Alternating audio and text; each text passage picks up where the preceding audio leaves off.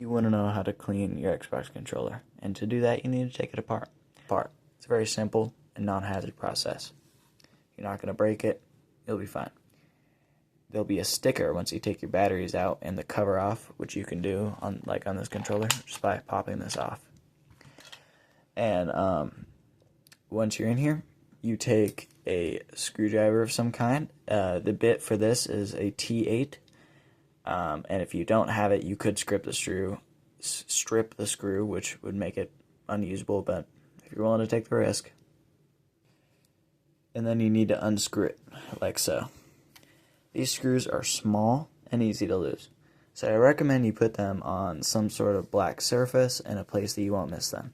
We will have 5 of these by the end. Next, to pry off the sides, you're going to need a flathead screwdriver. I happen to have a flat bit, but any screwdriver will work.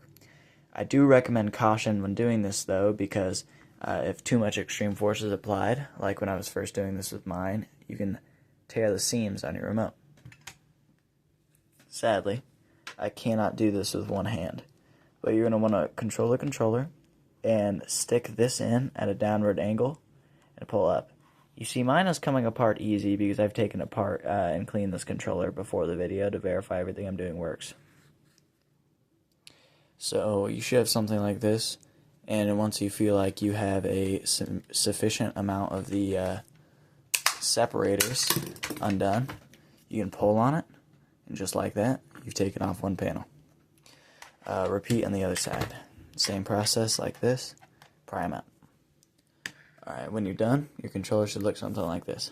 Look at that grime. That's what we're here to clean. Now, you can take some sort of scraping instrument or cleaning instrument now and get that out, but we don't have time for that, so I will proceed as usual. These right here are also T8 screws. So what you're going to do is, much like last time, once completed, it should look something like this, and you'll have these 2 right here. What you want to do next is locate these screws here on this side and here on this side. There should also be one down here and one down here. Have the first top 2 out, righty-tighty, lefty-loosey.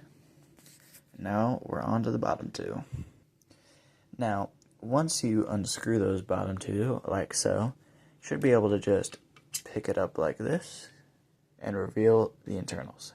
Fair warning, older controllers, these will pop out,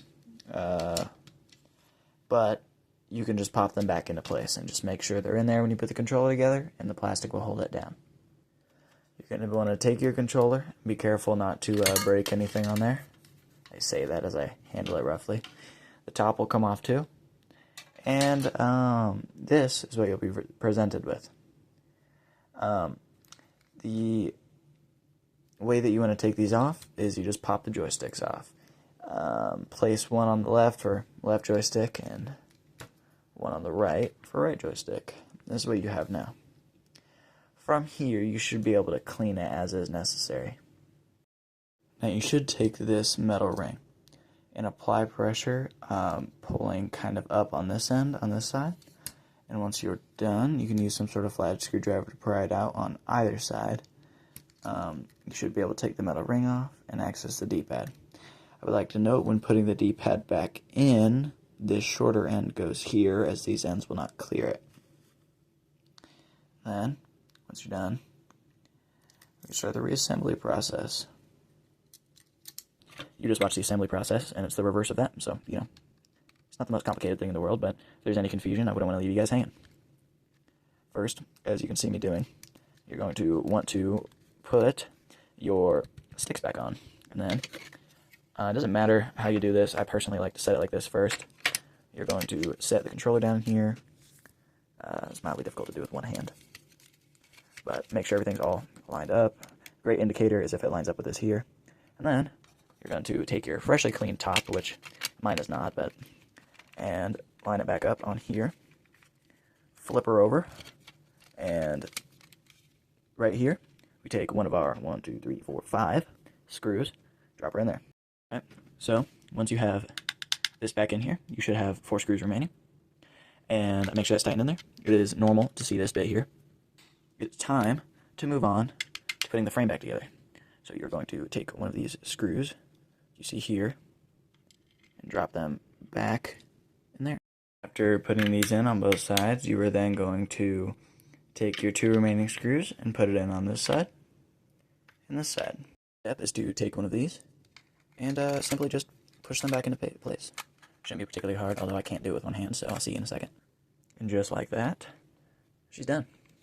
So we're going to take some batteries from my primary remote, stick her in there, like that, and then, just so you guys know nothing went wrong, watch her spin to life.